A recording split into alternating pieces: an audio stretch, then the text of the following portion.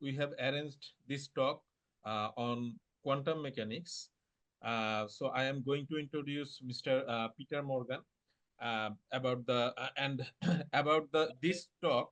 Actually, I may explain a little bit uh, what should be the target or what is the target of this discussion. Actually, for the engineers.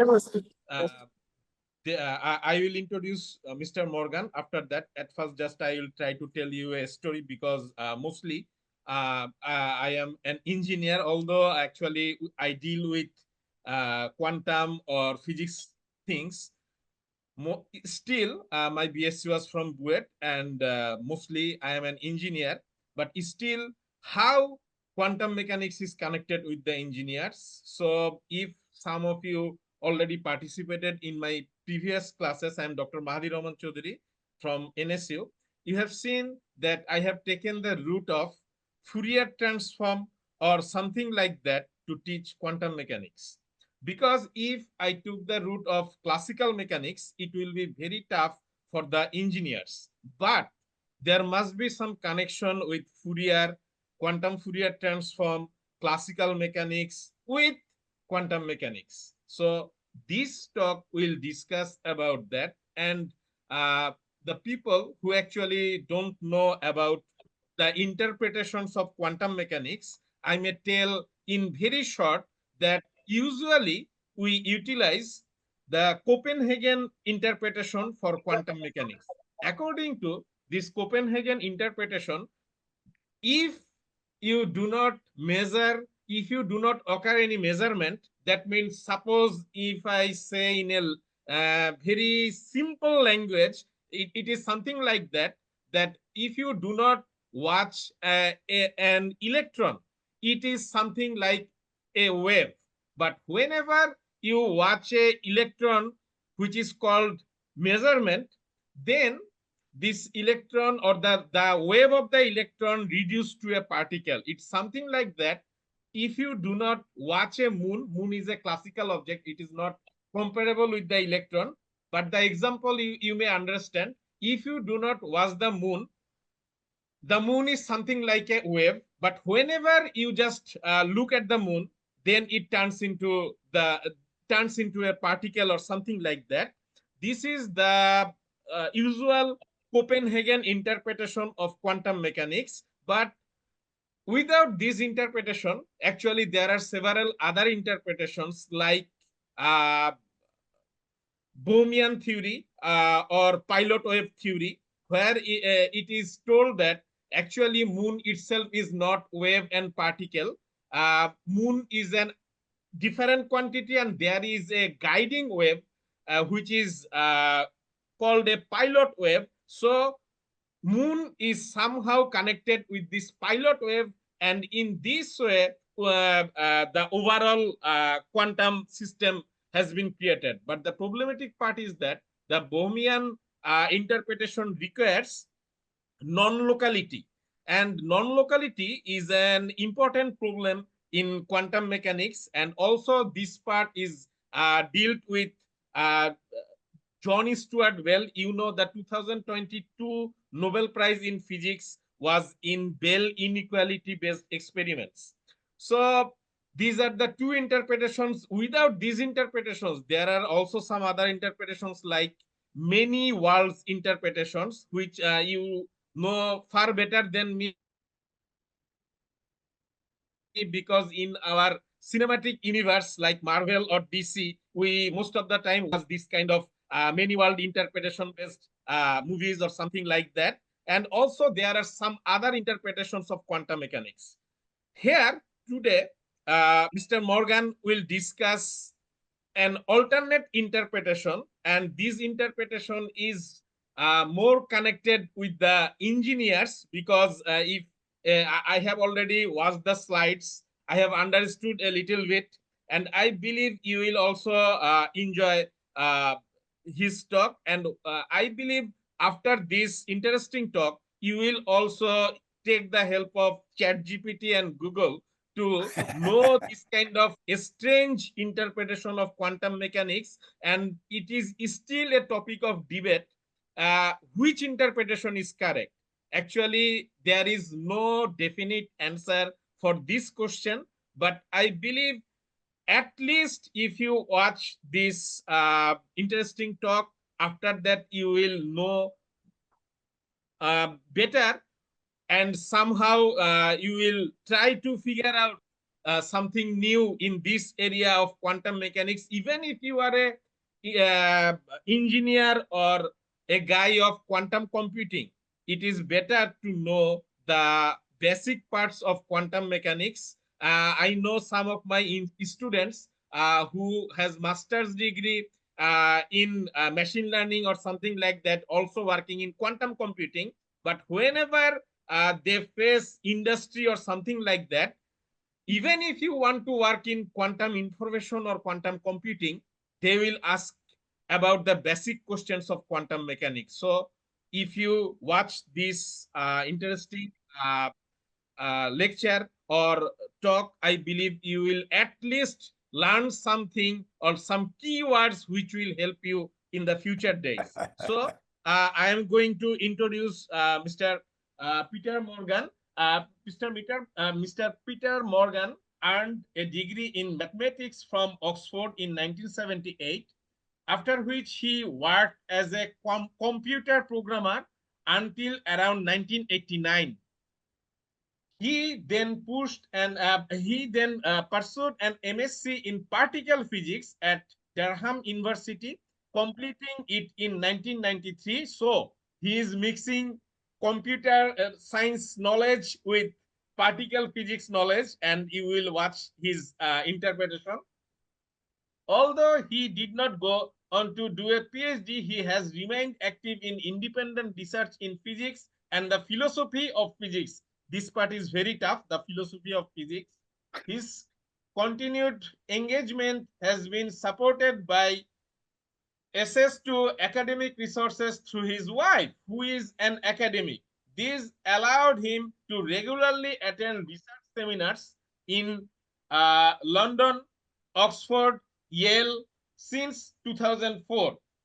He has been a lab associate in the physics department at Yale University. Over the years, he has published 11 articles, with his more recent work gaining enough recognition that in the past 5 years, he has been invited to present at various research seminars and workshops. So at first I welcome all the participants who are going to listen his lecture, and I also thank Mr. Peter Morgan to consider and to deliver his speech in front of us. So I welcome Mr. Morgan. We can start the program now. Thank you. Thank you, Mahdy. Good morning from United States. Good evening in Bangladesh. I've just found it helpful to think about quantum mechanics in terms of data sets and signal analysis. It's not going to give you a complete story, a complete interpretation, but I think it does move towards that. It gives us a different kind of intuition about what quantum mechanics might be about. So I'm going to start by talking about quantum mechanics and classical mechanics as if they are dataset formalisms. Really not talking about ensembles of particles, not talking about particle properties. If you want to go back to thinking about particle properties after this talk, I recommend you do. Then I'll talk about classical mechanics in particular, and I'll show you how we can use the Poisson bracket to introduce non-commutativity into classical mechanics. And that will result in classical mechanics, this new improved classical mechanics, CM plus I call it, that will result in it having a measurement problem that's very similar to that of quantum mechanics. And so that will help us rethink the measurement problem for classical mechanics. Now, because we'll be thinking more classically, we'll also need to understand the difference between quantum noise and thermal noise. And that difference we can understand as about Lorentz invariance. And because it's about Lorentz invariance, that will also push us to have to talk about noisy classical fields, because it's only really for field theories that Lorentz invariance becomes important. And so I'll talk about Bell inequalities as a way to step towards talking about quantum field theory with signal analysis in mind. And I'll show you how we can construct within quantum field theory something I'm going to call quantum non-demolition field theory, which is a fancy term, so to speak, from quantum computing and quantum information literature that just means a noisy classical field, a commutative field within quantum field theory. And this is expanding on an idea that you can find already in the literature in 2012. Now, there's a third part of this talk that I'm not going to give. It's rather more technical, and it would take an extra 30 minutes, which talks about renormalization and about interacting quantum field theory in a rather different way than we've been used to. Again, I'm not going to talk about that. So this is a schematic for an experiment that we want to know something about what's happening in this region here. So we surround it with many devices. Each of those devices is connected by a signal line to a piece of hardware that analyzes the signal. And when the signal suddenly rises to a much higher level, we say, oh, an event has happened. And so we find out what time is, and we send that time as a digital piece of data to a computer that stores that data. And then much later, months or years, indeed 30 years later, we can do a data analysis of that, write a paper, and so on. Now, there's a particular moment here that is especially important for from an engineering perspective, I think, and that is the moment when we convert the analog signal, the electromagnetic field signal here, into a digital format, an analog to digital conversion. That doesn't tell us anything about what the voltages are inside these devices, except we have centuries of experience that allow us to calculate what the voltages inside there must be. And we can even calculate what the voltages would have been had we introduced a different device in some other place as well. So there's a lot we can do, but nonetheless, we're actually basing everything on what we store as a result of analog to digital conversions here. So from an experiment, we obtain lots of data sets, each of which contain long, long lists of numbers. And so we can compute relative frequencies and other statistics. So something in any theory we're going to use seriously should generate expected relative frequencies so we can check those against the relative frequencies for actual data sets. Anything more than that is not going to give us any better empirical confirmation, even though good intuitions about experiments are vital. So we don't want to think purely in terms of the data sets that are actually the only data we have. We want to talk about something else as well. And one thing we do talk about is the idea of a system, the idea of particle properties. And those can be intuitively important, but they can also be misleading. And so I suggest for the first instance, we take measurements to lead pretty much directly to data sets, but not to lead directly to particle properties. We shouldn't have particle properties in our sets of axioms, which typically they are. Now, there's another reason to focus on data sets, I think, and that is that machine learning very much focuses on data sets, and that's contrasting with the kind of way that quantum mechanics works. And so I think it's worth thinking about how we might unify machine learning with quantum mechanics in the long run. So I'm going to start with this fairly straightforward, very elementary, really, matrix model for a data set M that has a long list of data values, M1, M2, and so on. And correspondingly, we have a set of relative frequencies, P1, P2, and so on. If those are actual relative frequencies, then they're the ratio of two integers, and so they're rational numbers. But if they're expected relative frequencies, then we'll allow them to be real numbers. That will simplify the mathematics quite a lot. So now the dataset average is just the sum of many products of this kind. And we can write that, however, as just a trace of a product of two matrices where those numbers are just down the diagonal. And so we can write that as well as the trace of two linear operators, the density operator and a dataset operator, which we would usually call a measurement operator in quantum mechanics, of course. Then we require these properties for the density operator, just as for quantum mechanics. But now suppose you have a different data set that has a matrix representation, an operator m hat prime, and that has different values down here, but because it's diagonal in a different basis, it picks out different numbers down the diagonal in that new basis. And so we have a different set of numbers here, still a data set average, but what we can do here is we can encode into a single formal structure many different probability spaces, as a mathematician would say this is. This is purely mathematics. There's no physics in this construction at all. There is, in particular, there's no Planck's constant. So this is just a matrix model of what a mathematician would call a generalized probability theory, because it allows us to put them all together. Now, for traditional classical physics, we use different initial conditions for different contexts. So we have a particular initial condition, and we evolve it with a differential equation forward in time. But now we can also, for a different initial condition, use exactly the same differential equation to evolve it forward in time. What operator algebra does for us is it allows us to merge many such things into a single structure and evolve it forward, all of those together, using a unitary transformation. So it's exactly the same kind of mathematics as we use for quantum mechanics, as I'll show you in a few slides' time. So now I'm going to get a little bit more formal, hopefully not too much, and say this is actually something you can find in even quite a nice textbook by Francois David. The idea that we don't have to start with a Hilbert space. I'm going to say that a linear operator corresponds to the data values part of a data set, just these measurement results down the diagonal of a matrix, if it's a matrix we're talking about. And we do that instead of saying that a Hilbert space corresponds to a system and its properties, then we can measure. And this construction, I suggest, is quite a bit further away from the data. And so it's worth having this kind of way of thinking about the data as well. So we have these abstract measurements M1, M2, M3. We can add them, we can multiply them. We have a data set and its data values corresponds to a linear operator and its eigenvalues. And that also we can think of in probability terms as a random variable and its outcomes. So we have, if it's non-commutative, we call it quantum. If it's commutative, we call it classical. That's routine in the literature now, the last 20 or 30 years. And these four properties, these all apply for operators that act on a Hilbert space. And so I'm going to just assume that because I want to make contact with that kind of mathematics.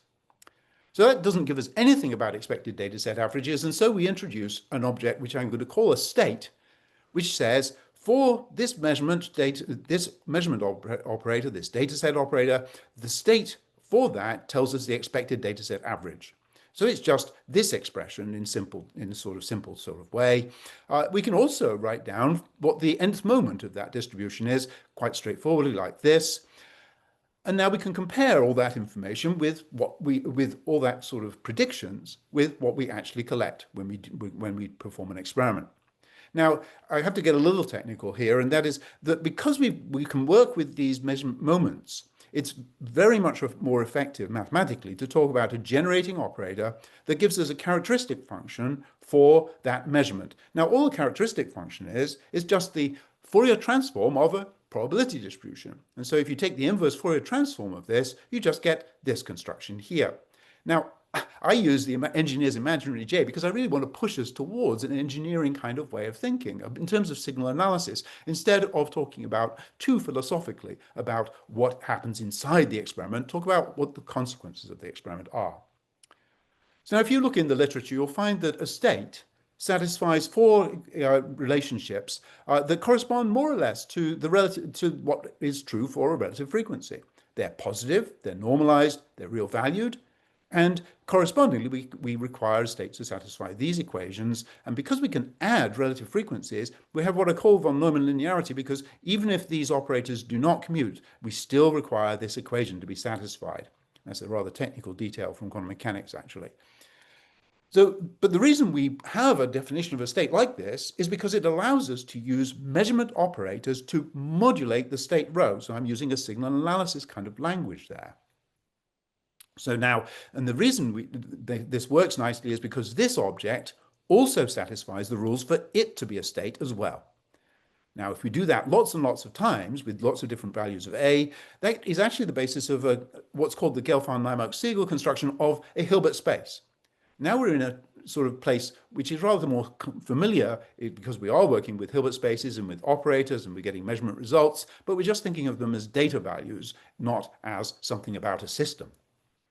Now, the GNS construction also lets us think of a state applied to a measurement operator as a vector and a covector bracketed around a measurement operator, and similarly for a modulated state. Now, how does this work out for algebraic classical mechanics? We typically take classical mechanics to be an algebra of functions on phase space of position and momentum. There are three binary operations. This third one is crucial because it makes this whole structure very much unlike an elementary algebra that we're used to working with, and particularly not like that of quantum mechanics. But we can change that into a transformation algebra, as we call it, which has only addition and composition, which is the same as quantum mechanics, by introducing two classes of operators, multiply by W and Poisson by W, which just multiply by W and apply the Poisson bracket in the same kind of way. Now we can use what's called the Jacobi identities to derive these commutation relations, which are non-trivial. This is not a commutative algebra now. And indeed, we can look at this, and the Poisson by the Hamiltonian function gives us something familiar. It gives us a generator of time evolution. So the Liouvillean operator generates trajectories in phase space that correspond to what happens over time for the particular system we're describing. And indeed, for Poisson by W, we can think of that as a generator of W transformations that generates W trajectories in the phase space. And that's the best way I've ever seen of discussing what the Poisson bracket gives us. So if we're willing to use the Zs as well as the Ys, that will allow us to construct something more powerful in classical mechanics. So I call it CM+. So long as we're willing to use these operators, Z operators, without restriction, and that's an important restriction, and I'll show you in slide number 10 what I mean by that. If we're willing to do this, then it gives us an algebraic measurement theory, including non-commutativity, that's exactly the same as quantum mechanics. It really gives us something very powerful. The payback for this is that we can have isomorphisms between CM plus and quantum mechanics, and that's instead of the very much not isomorphisms of quantization and the correspondence principle between classical mechanics and quantum mechanics.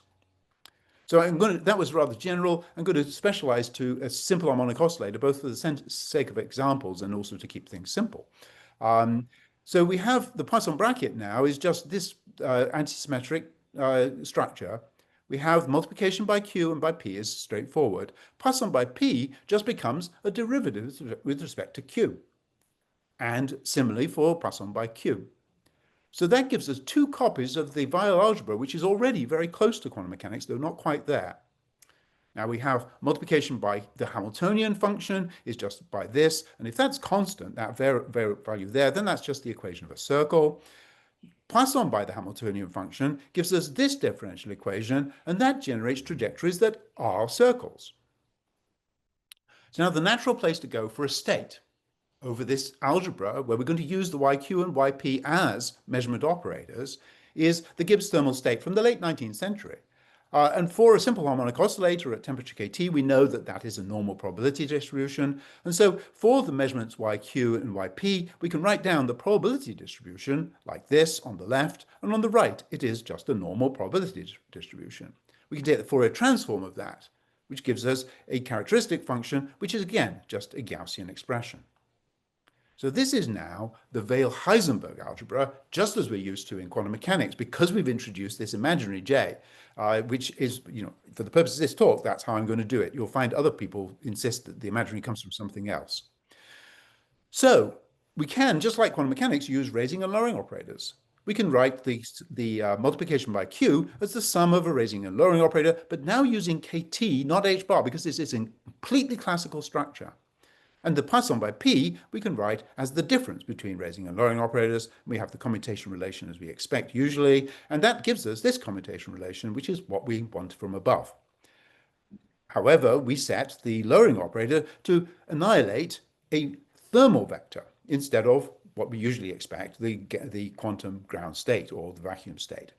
And we have to introduce something similar, B and B dagger, to cope with the YP and ZQ. Then we can use what's called the Baker-Campbell-Hausdorff identity to derive this expression for measurements that are associated data sets that you can say would be measured by ZP, JZP, because that's Hermitian.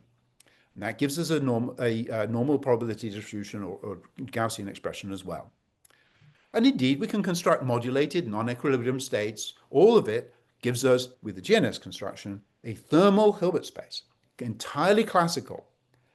So instead of trying to map classical QMP to a quantum QMP, which doesn't work, we can instead map Q and J partially Q to Q1 and P1. That's an isomorphism.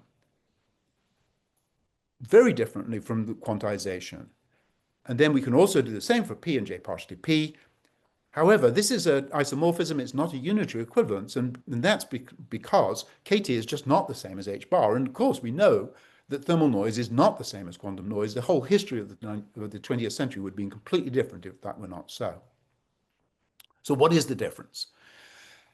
We can look at the units of the two, of h bar and of kt, and of course they're different. So that tells us there is a difference, but doesn't tell us what the difference is. But if we look in quantum field theory, going really quite a bit deeper in a way, but nonetheless, what we find is that the quantum vacuum, which is kind of where quantum noise lives, is Lorentz invariant.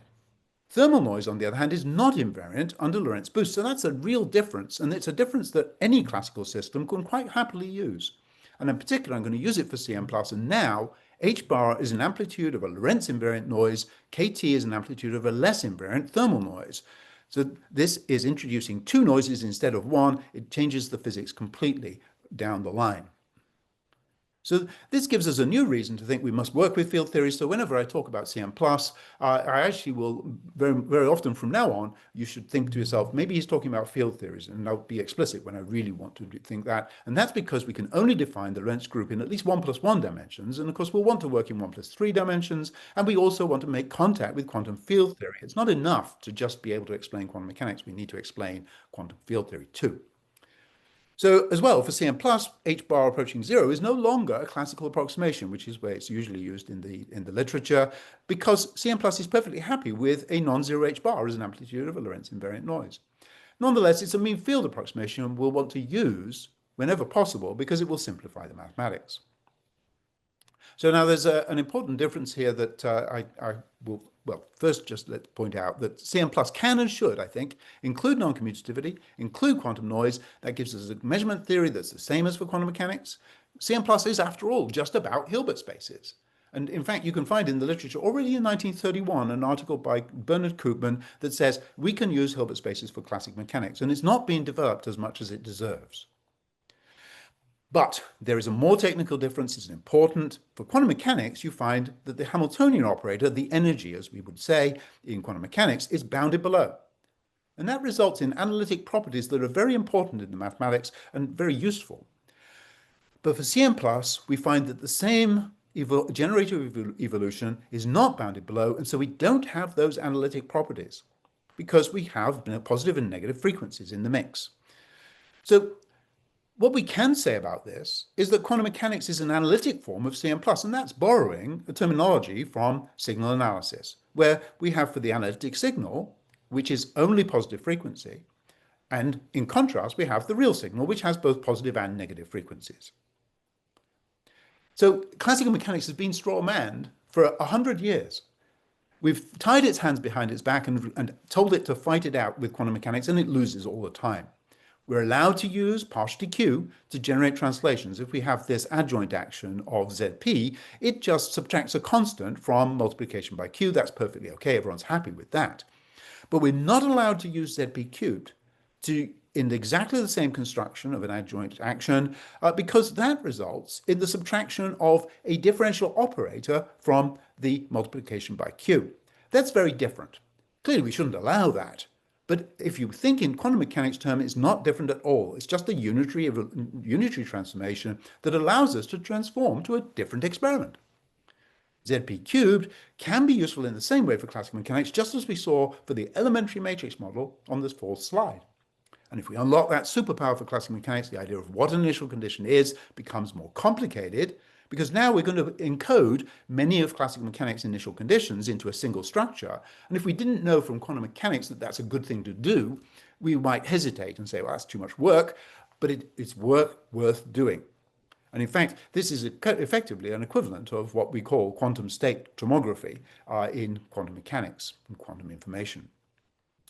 So as I said, CM+ has a measurement problem because it's non-commutative, and I found that informed my understanding of the measurement problem for quantum mechanics. So the next few slides are going to be entirely in terms of quantum mechanics so as to not confuse things too much, hopefully.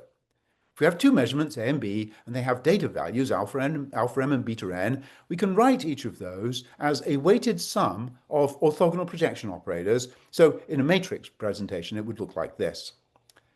Now for a measurement of A, in a state that has a state vector psi, we obtain the result alpha m with a probability that's given by this expression, where this is just a fancy notation for the Born rule. And in particular, if we have the simple case where the projection operator is just written like this, it really is just the Born rule. Now, if we do two measurements, though, we do A first, then we do B, we say that this result alpha m collapses the state vector, psi becomes psi m, and we construct that by using, again, the projection operators. And that gives us this vector, which is not normalized, so we normalize it, and that's called the Lerder's rule, so to speak. Then we measure B in that state, and that just gives us a conditional probability like this, and that is just putting these projection operators inside this new state.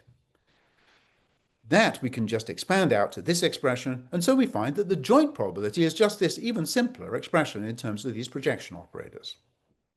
Now, what we have here is these PQM operators, those are positive operators, and they have to be because that's what's required to make sure that these are always positive, and indeed they're normalized as well, so they're always going to give you numbers less than 1. This generates joint probabilities for the results alpha m and beta n. So instead of saying that collapse affects a state, we don't have to say that. We can instead say that collapse affects the next measurement. So instead of trying to write PMQN as describing the measurement, which actually doesn't work, it doesn't give you probabilities in general, we can instead use this construction, and this does give you probabilities nicely, and in fact is exactly what collapse does. So now we can use those positive operators to construct what I call a collapse product. It's a positive operator valued measure, for those who know that terminology, and it does the same as a collapse B, write that way, for the data values, and we can do that even if A and B do not commute, which often they don't. But the existence of a joint probability is something that we'd always say, well, that's classical. Joint probability is perfectly okay. And indeed, we can use commuting operators, so kind of classical A prime and B prime, and in a different vector state, psi prime, in a different Hilbert space as well. So we give ourselves so much flexibility that we can, with this new structure, get exactly the same set of probability distributions as we did for the quantum mechanical expression. That's too fast in some ways, but mathematically this is fairly well based in the Naimark dilation theorem, which constructs a joint measurement, a projection value measure, that's the same as the positive operator valued measure, A collapse B, and it does that by constructing a larger Hilbert space. So this, I'm going to show you in the next slide, can be an alternative to decoherence. So decoherence is really pretty remarkable. It takes a large Hilbert space model for whatever's measured, together with whatever measures it, and the whole universe, and shows that environmental noise will very nearly collapse the state to an after-measurement state.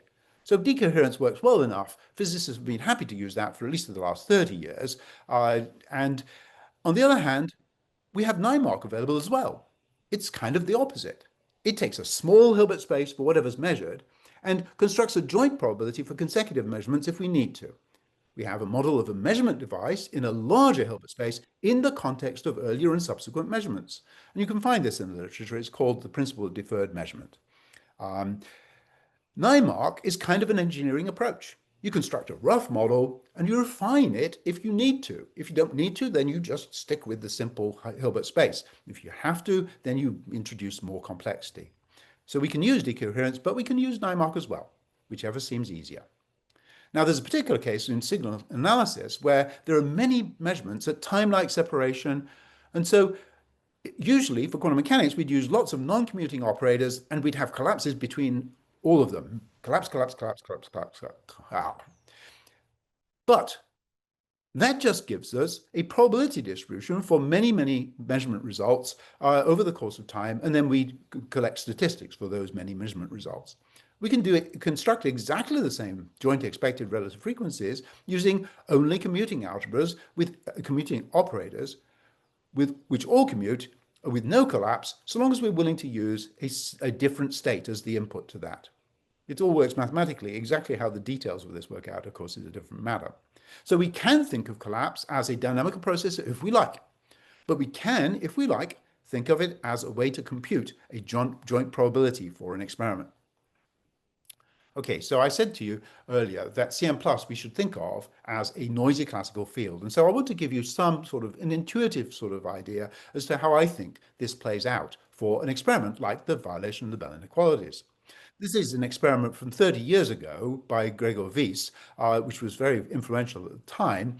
What I like about it particularly is two things. The first is that he talks about a pump in the center of this, which pumps the electromagnetic field. He doesn't shovel particles into the apparatus, which then he splits into two and then sends them to Alice and Bob. No, he's pumping the apparatus in such a way that the events that happen in these avalanche photodiodes do violate the Bell inequality. And of course, in the course of his experiment, there were times when I dare say this didn't work. And so he adjusted the settings on various pieces until it worked.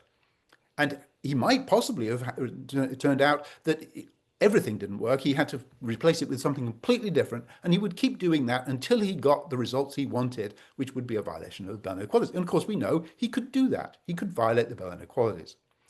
Now, the second thing I like about this schematic is that he's very explicit about what he stores in his data sets.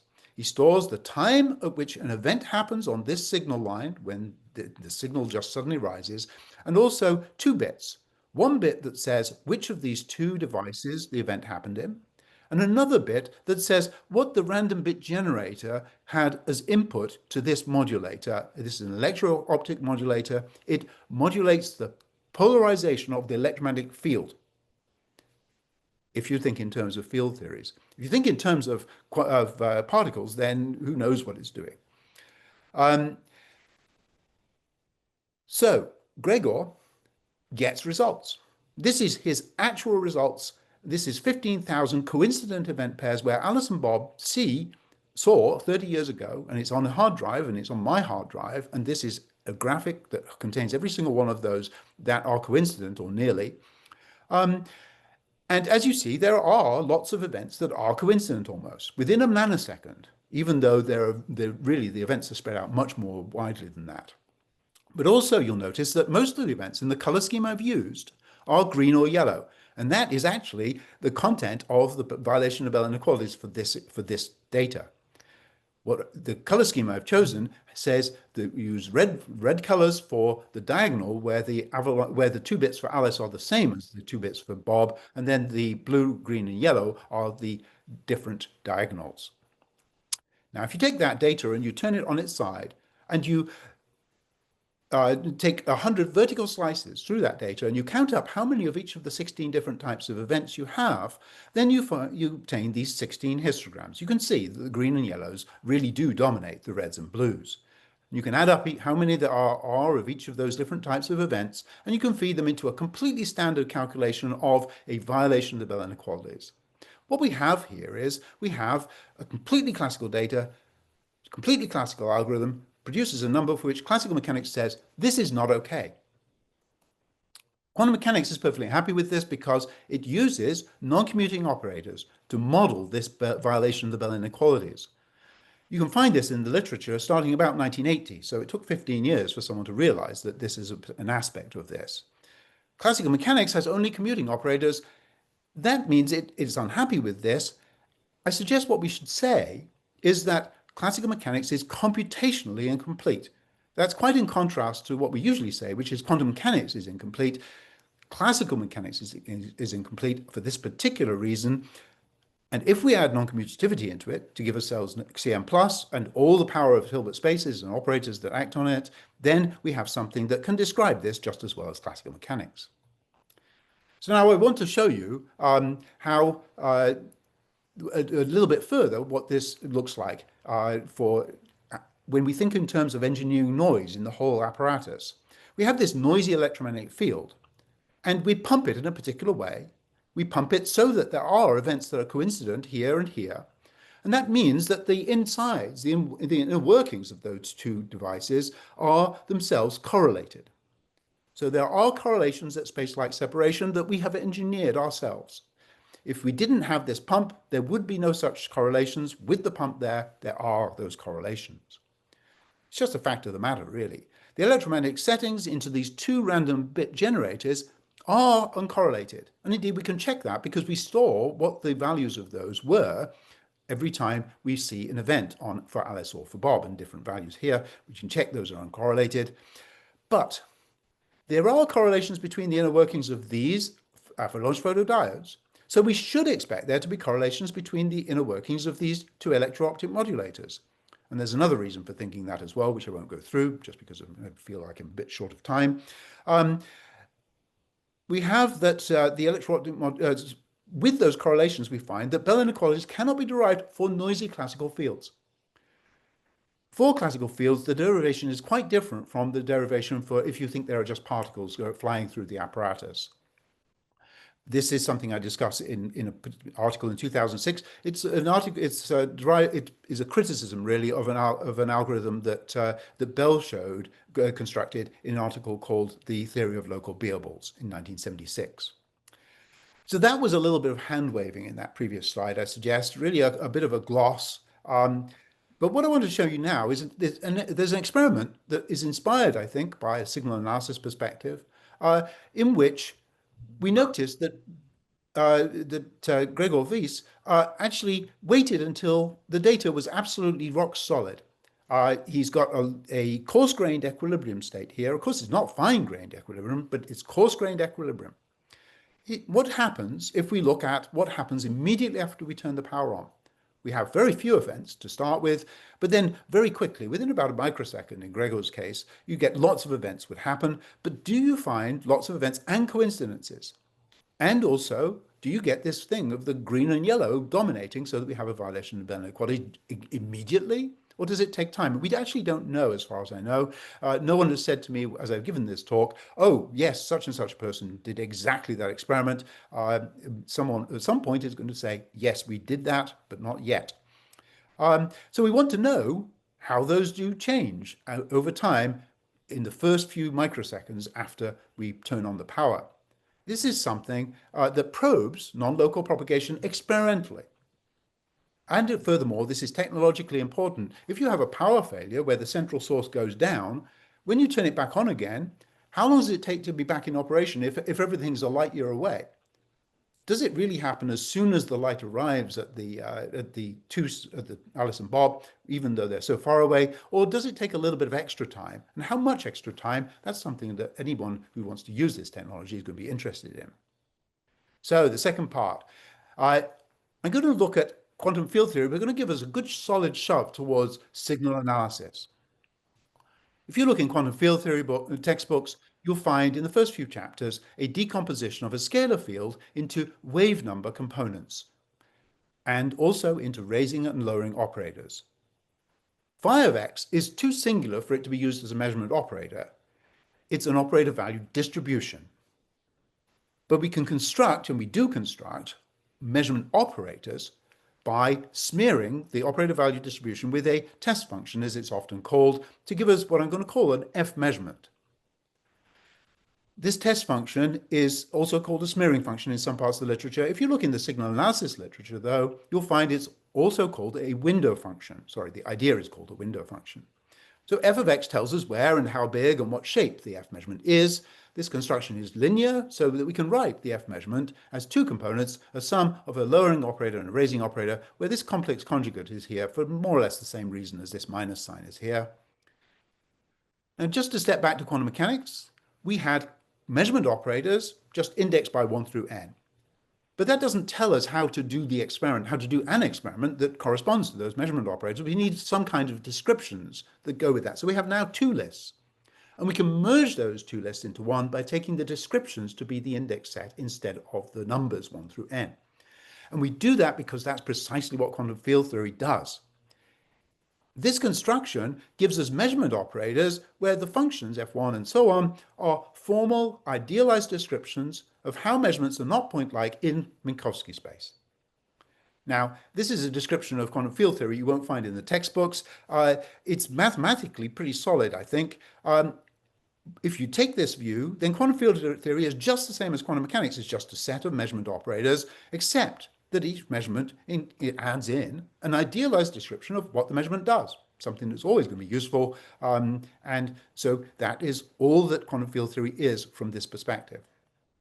Now, for the free quantized Klein-Gordon field, now we're heading into slightly more exotic territory in a way, but it is still straightforward in a way, because we can now write the F measurement as a sum of lowering or raising operators, just as we did. So we want to know something about the commutation relation between those two. And because of the linear construction, it is actually a scalar value that is a pre and a product for a particular choice of f and g, and we call it pre-inner product because it's sometimes zero, even if the test function is non-zero. And I'm going to call this pre-inner product of f and g the overlap of f and g, and I do that because it satisfies the Cauchy-Schwarz inequality. I'm not going to show you what f comma g, what this pre-inner product looks like for particular cases for a few slides, because we don't need to know that to calculate probabilities. All we need to know is this set of 4 equations and a little bit of background knowledge, part of which is that we can use a Baker-Campbell-Hausdorff identity to derive this for the F measurement. That gives us this Gaussian expression. And now if that test function, that window function, is real valued, we can construct a probability distribution for the F measurement that is just a normal probability distribution with a variance given by the overlap of F with itself. So that is clearly a reason why we'd want the pre-inner product to be to be an inner product or a pre-inner product. So we can use modulated states to give us modulated probability distributions. So this gives us a different probability distribution than we have for the vacuum state. And it gives us also a usefully smaller Hilbert space. Mathematicians love to work with infinite sets of test functions.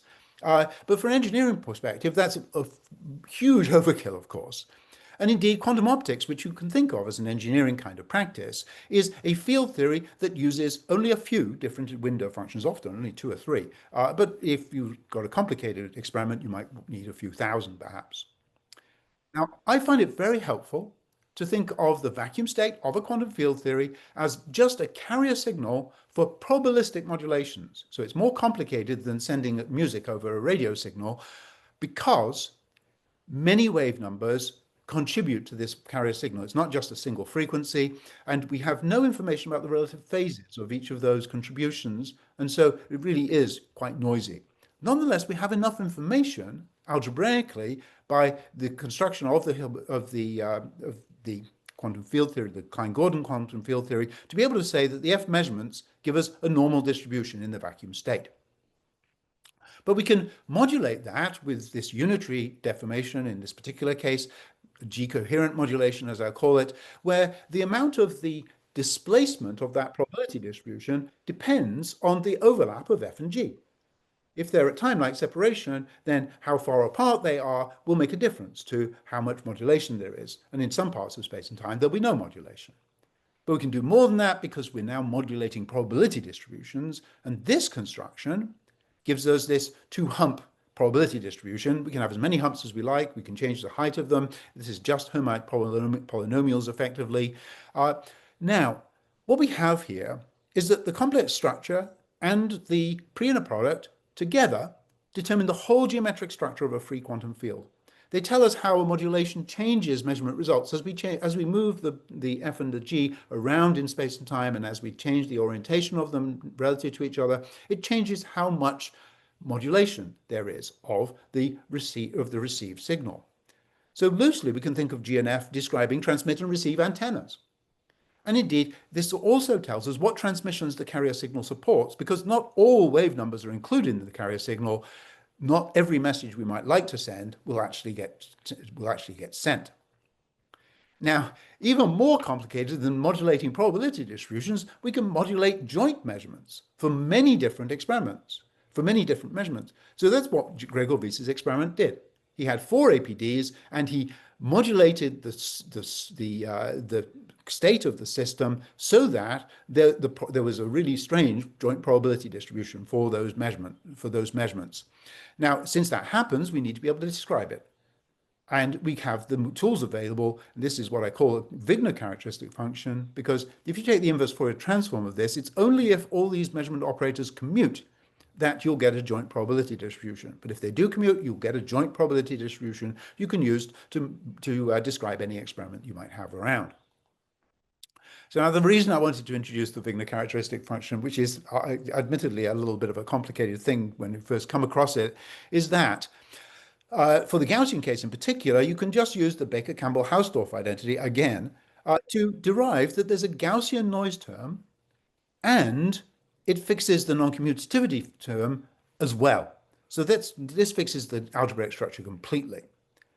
Now, we also want to fix the geometric and dynamical structure, and we want to do that in multiple different ways. We have two ways I'm just going to show you. For the Klein-Gordon field, we have that we project to the forward mass shell, and we take the product of the two wave number components. For quantum optics, a little bit more complicated, we project to the forward light cone. We construct two space-like four vectors that are both orthogonal to the wave number. And that is enough to make this a pre and a product. No details, of course. Both of those are positive frequency and Lorentzian translation invariant. But in signal analysis, we've already seen negative frequencies are not associated with negative energy, with instability, with backward causality. They're nothing to worry about. They're just whether we're going to work with the real signal or with the analytic signal. So it's natural for signal analysis, and indeed for CM+, to remove the theta k0 from here. That gives us that this non-commutative term vanishes perfectly. Gives us an everywhere commutative noisy classical field theory. It's exactly what we would do if we were constructing a noisy classical field theory that had a Lorentzian translation invariant h-bar scale noise, which is precisely what we wanted in the first part of the talk. So I want to show you, although time is getting on, how this looks for quantum optics and for quantum non-demolition optics. Indeed, if time has run on for you and you need to leave, then just do, and there'll be a recording, and you can watch the rest of it in double speed or whatever. So for the Gaussian state of quantum optics, we're going to use the same pre and a product as we had on the previous slide. And we have these four equations just as before, and that allows us to compute the commutator for the F measurements, and that's sometimes non-zero when F and G, for example, are at time-like separation. For quantum optics, however, we can construct an involution, what I'm going to call the bullet involution, for which this expression is satisfied. And because that's satisfied, we can construct an FQND measurement, as I'm going to call it, for which the complex conjugate and the bullet are in the opposite order, from what they would be if you considered the F bullet measurement. And because of that change of order, we find that the FQND measurements commute everywhere. So this is an effectively classical quantum non-demolition optics field. It's a commutative algebra, but we've got exactly the same Hilbert space. The Hilbert space is isomorphic to what we had before. We've used exactly the same raising operator and vacuum vector, and that is something that is really quite remarkable from the perspective of traditional quantum mechanics and quantum field theory. For quantum optics, I can show you a particular example of the bullet involution, and that just projects to the positive and negative helicity components of the test functions and change the sign here. That does what we need. It's a Lorentz invariant construction, but it's not translation invariant or local. That hides away a whole universe of hurt that we're going to have to consider in the future. But both quantum optics and QND optics are Lorentz invariant, they're translation invariant, but the relationship between them is not translation invariant, that's all. So that's not a reason to rule out quantum non-demolition optics. So quantum and quantum non-demolition field theory obviously generate different algebras, but the QND measurements are essentially a classical system. And so we expect to introduce something that will give us a transformation algebra, the equivalent of the Poisson bracket. It's called the Pales bracket in the relativistic case. And we're going to expect to use it in an unrestricted way, just as we would for CM+. If we do that, anything we can model with quantum optics, we can also model with quantum non-demolition optics. And indeed, quantum non-demolition field theory is just inside quantum field theory. So, of course, it can just use the methods and the tools, the mathematical tools of quantum optics, quantum field theory, whenever it needs to. It can use generalized probability, as we saw on slide number 4. So I've talked glibly about signal analysis as if it's probabilistic. It's not. If we add probability, then we obtain something that we call a stochastic process, usually. And that's just an index set of random variables instead of an index set of signal values. If we take stochastic processes, we add to it, we make sure that we're operating in 1 + 3 dimensions, not just with time. If we add to it quantum noise, and if we add to it generalized probability, and we make it algebraic, then we obtain quantum non-demolition field theory. This is quite a lot beyond stochastic processes, but all of these steps are steps that I have argued in various parts of this talk are classically perfectly understandable. So this construction indeed is like de Broglie-Bohm for quantum field theory. We've constructed a quantum field theory within a classical field theory within quantum field theory. But this construction is linear, it's Lorentz invariant, it's more measurement theoretic. So I think from those three perspectives, this is a preferable construction to the de Broglie-Bohm for the field theory case. Now, I also want to point out that this is unlike superdeterminism because this is generalized probability for one thing, but more importantly, this is generalized probability at all scales. No matter how small the scale you consider, even if it's 10 to the minus 1,000 meters, there's going to be noise bubbling up from smaller scales. So this kind of model really doesn't allow you to predict the future with perfection. You can only predict the future probabilistically. So there's another aspect of this construction, which is that measurement outcomes now become something classically quite understandable within CM+. They're just a generalized kind of thermodynamic transition where there are two types of noise affecting the dynamics, both the quantum noise and the thermal noise, and that has inevitably consequences for some materials. And of course, for the materials which are characteristically quantum mechanical, this is a difference. Having both will make a significant difference. So I shouldn't say much about quantum computing. I know too little about it, but I think quantum CM+ does have something to say. For any experiment, and for computer in particular, whether we describe it using quantum mechanics or using CM+ makes no difference at all. What I'm thinking about the experiment in my head doesn't change what you get as the output when you have a given input. From a CM+ perspective, quantum computing uses quantum noise as a resource, and it encodes many initial conditions in a single structure, which allows you to make predictions about the future in a rather more sophisticated way.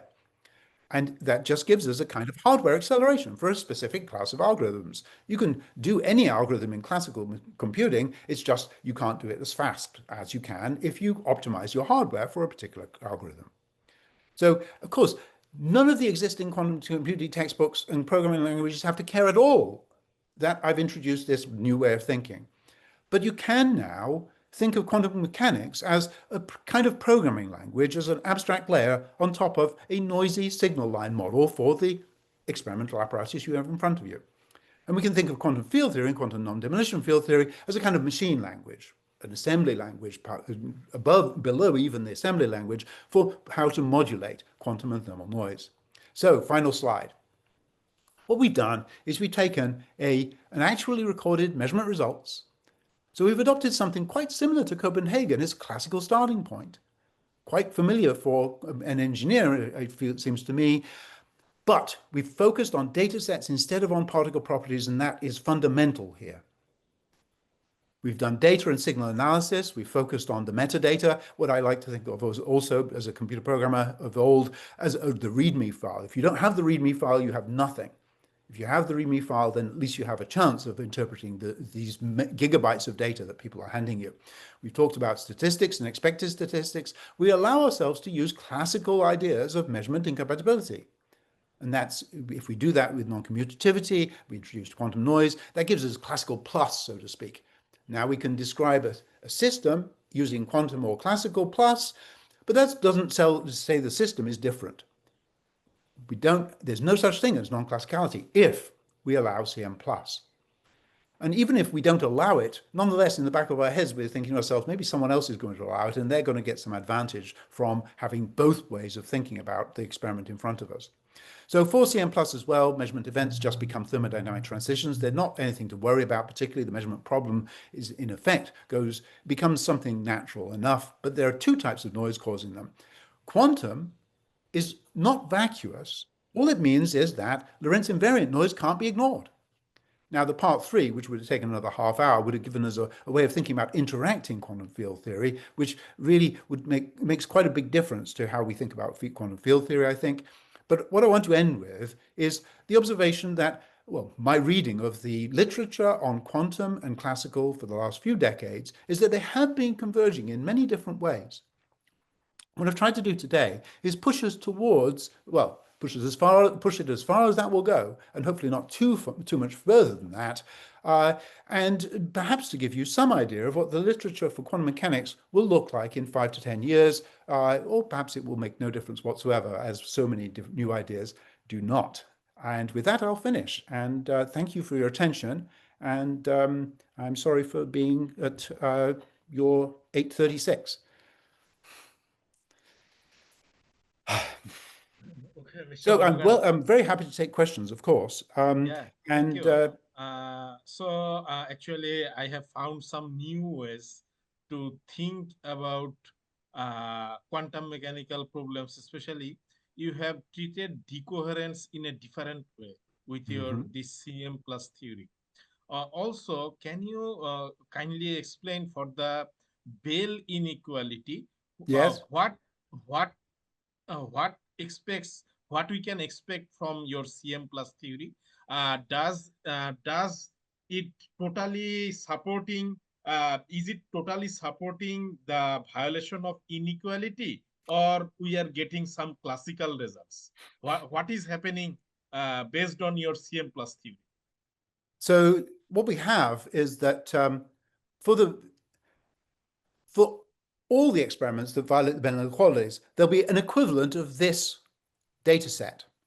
It's just that Okay. for modern data sets, they're often very much more complicated than this from 30 years ago. This was in Physical Review Letters in 1996, I think, because it was an exemplary violation of the Bell inequalities then. If you look at the experiments, the multiple experiments that were done in 2017, you'll find that their schematics for their experiments are a good deal more complicated, and really dissecting those takes a huge amount of effort. But at root, they still have this classical data. And if you think about it, if you ran your experiment and then you wrote off with a journal article to a fancy journal like Nature or whatever, and you said, well, I don't actually have any data sets, they would say, well, we're not publishing your article.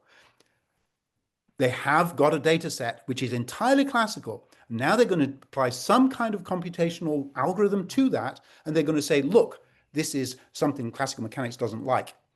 And that's fine. And it says, yes, the Bell inequalities are violated by experiment because you've got this data, you've applied this algorithm, everyone agrees that that algorithm gives you 2.7, and that is a violation of Bell inequalities. But that is just to take this, from a signal analysis perspective, it just is, there are signals on here, because this is effectively a classical voltage, that did this. And furthermore, notice that this is a really compressed version of what the real data is, so to speak. You could have stored the voltage on this signal line every picosecond. But in fact, you only stored the time at which the event happened, because that's a compression of about 1,000,000 times over. You're always going to do that kind of compression. Except that we're now heading into big data territory where people will start, and have started, recording these signal levels in the hope of finding correlations in those that can be analyzed and tell you something about, not just about the detector, about these devices. So I always say device, not detector. Everyone will say detectors. I will say device, because it's just the signal line is all I care about. It detects a particle? Well, maybe, but you've built this device so that events will happen. And depending on exactly what you surround it with, the events will happen with different statistics. And that's the whole point of this experiment, is to make sure that the statistics for these 4 devices are such that they can't be accommodated by a 2-particle model. But I don't care about particles. And you can, it's not to say you mustn't think about particles. It clearly is sometimes a very useful way of intuitively approaching an experiment. But nonetheless, this gives you a field theory kind of way, and really we should be moving towards field theory. It's become something of a scandal, I think, in the philosophy of physics, that most interpretations of quantum mechanics do not extend to quantum field theory. This signal analysis perspective is naturally about quantum field theory. So I don't know that I've addressed your question. I tend to wonder when I'm given a good question.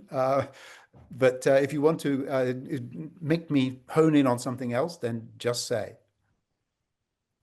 So another problem actually which I face whenever I think, see that usually in local measurements we are telling about the collapse, we are getting some particles, something like that.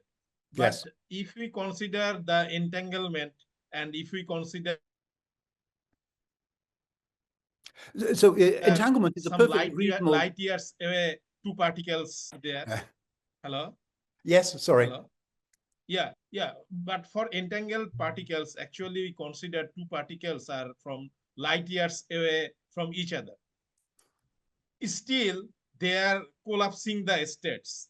But what is the connected wave mechanics with the entanglement? That's the question. Actually, Schrodinger equation or Schrodinger, matter wave, all these descriptions are applicable for the local measurement or something like this. But for the entanglement, how to explain this kind of things based on wave collapse theory without violating a special theory of relativity? Yeah, people say ER is equal to EPR or some uh, what it is Einstein Rosen breeze or something wormhole type things. But in physical reality, how actually this is happening, and is there any explanation based on your CM plus theory for this kind of collapse for Now, I think entanglement cases, entangled cases? right. So entanglement is something that is perfectly valid within the mathematics of quantum mechanics, and particularly, however, you have to have the mathematics has to include the concept of tensor product and of partial trace Mm, for it to be a yes. relevant concept at all. In quantum field theory, there is no such concept.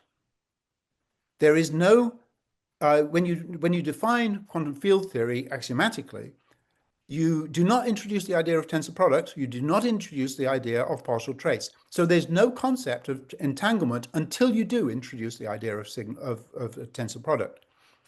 Mm, So if you're thinking in terms of quantum field theory at that kind of level, now you say, well, I can find a quantum non-demolition field theory within that, which will tell me what the value of that field is everywhere in space and time for all time. Or rather, will give you probability distributions for everywhere in space and time. So that is clearly a more classical way of thinking, but exactly how this works, I have to say to you, I do not properly understand. There are no textbooks about CM plus, and there won't be for however long. mm, And one aspect of that will be something that gives a better explanation than I can yet, where I've been working really solidly within this for only 5 years. And you have to compare that with 100 years of tens of thousands of physicists trying to develop a better way of thinking about quantum mechanics. So I've done almost nothing. And yet, but what I hope the is that I've done enough. important part is actually if we consider quantum mechanics in this way, we may approach machine learning things for the next part, because you can consider for ensemble we need to perform 10,000 measurements. If we use few shot learning or something like that of machine learning, then just with the data set of 100 measurement data and based on your CM plus theory, which is a signal processing approach, it may be possible to almost accurately predict the measurement results of the expectation values. Right. So one way I think about this is that classical mechanics just takes a single initial condition and talks about what that evolves to. And you look at the different one and you evolve that and so on and so forth. You have 10 of them. Now, when you get a new experiment, you have to say, well, the new experiment is sort of in between those many different experiments. And you have to decide exactly what your initial conditions will be. What Yeah. this kind of mathematics does is it allows you to just say, I'm going to interpolate between all those different initial conditions. And that gives you a different way of predicting what the future will be. This is actually something that I think machine learning already does implicitly, because it takes all this data and it mixes and matches in ways that are not constrained by classical mechanics. It just takes the Yes. data sets and does something to it. So it's in some ways it's trying to make sense of machine learning as well as of quantum mechanics, because they are using exactly the same data. Right. Yeah. Only It's a bit of problem, a yeah, but it's a the lot. toughest problem, which actually I think uh, the wave interpretation for entanglement or this kind of things, this is too much philosophical. So even without solving that kind of problem, up to now, still we have things like tensor product state or something like that to deal with the entanglement. Still, this kind of approach can make something better for the quantum computation, because even without uh, considering the wave part, it is possible to handle quantum mechanical complex problems. So thank you, Mr. Morgan, and I also give the floor to others to ask him important questions. If you have, please kindly throw the questions to him, and I believe he will try to answer your questions. Right. Well, Anyone, please? Yes, don't be shy. I'm just saying, the students should also make something out of it. One thing, Mahdy, just you said, the machine learning as a framework or model, I really find very intriguing and interesting in this case. So I would say the young folks on this call, they can hopefully make something out of this, within the framework of different kinds of machine learning algorithms and the like.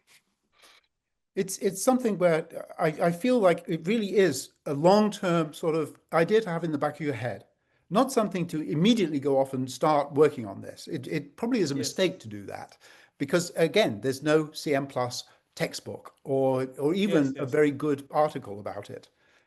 Yes, but still, but sometimes for quantum computing, when we consider decoherence, the calculations become extremely tough.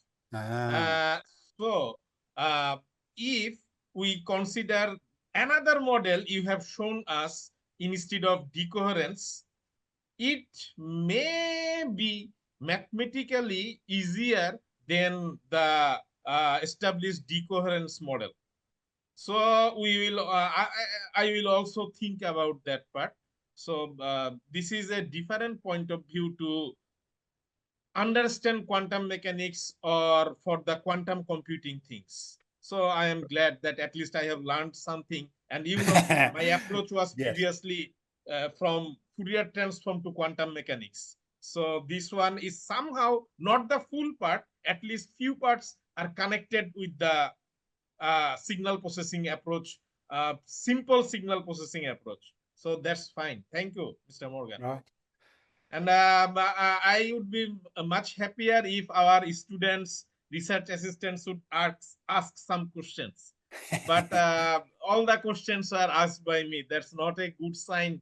Well, Yeah. it's often the case. What I'm doing here is so different from what you'll find in any of the popular science books, and yet it is mathematically grounded. People have been responding just as you have with, oh, looks like it might make sense, but I can't be sure whether it makes sense or not, so I'm not going to work on it.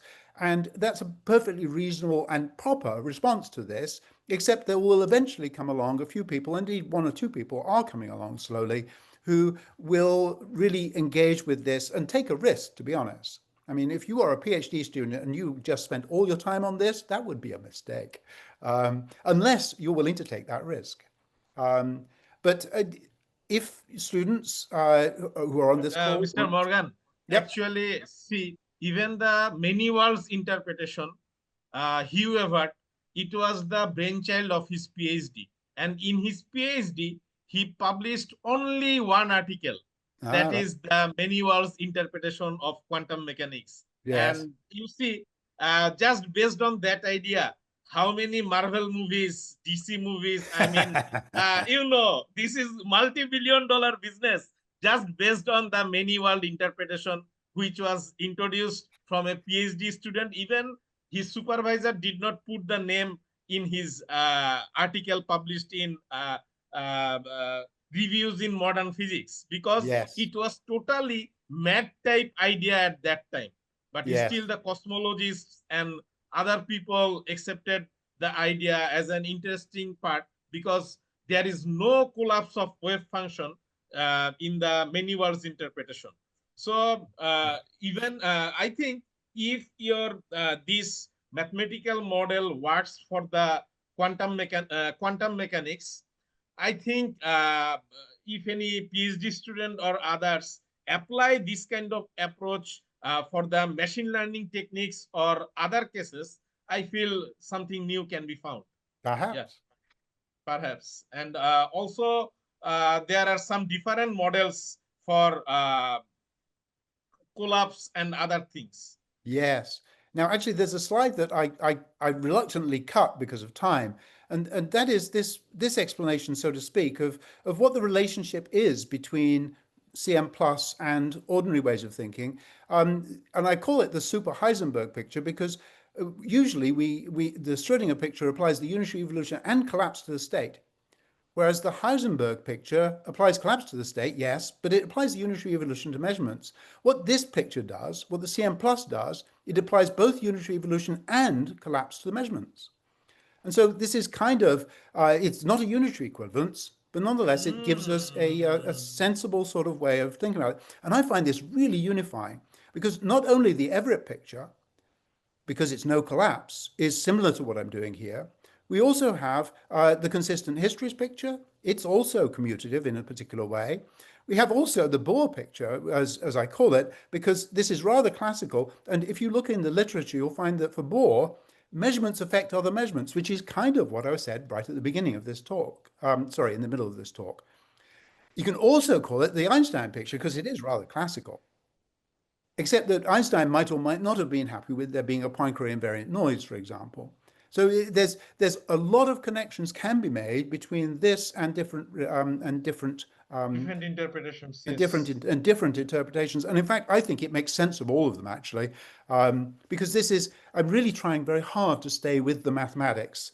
And people say, oh, I'm just interpreting mathematics. Well, no, I'm doing more than that. But interpretation, because interpretation is really a fool's game, really, I think. But and here I am.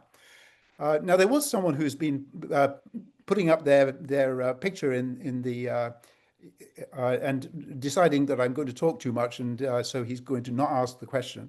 But if you want to come back in, I'm going to wait now. Hi, Shazzad. So you need to unmute yourself. Also, Mr. Morgan. Yeah. Hi. Shazzad sir. Yeah. Hi, Peter Morgan. Thank you. For giving us the talk, and we are very happy that you have given so much effort and time for us. And I also like to thank you, Dr. Sam Samdani, for connecting us with you.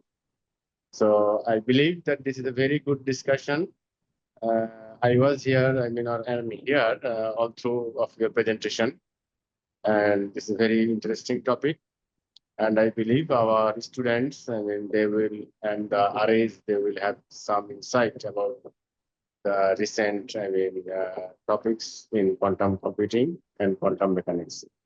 So with that, again, I'd like to thank you. Thank you, everyone, for joining me. Yes. Thank you very much. Thank then you. I suppose I will, well, unless Shazzad wants to ask his question, I will end the call. No, I do not have any question regarding this. Beg your pardon, Shazzad, right. Okay, thank you very much. Thank you, everyone. Thank you, Sam. Thank you, everybody. Bye.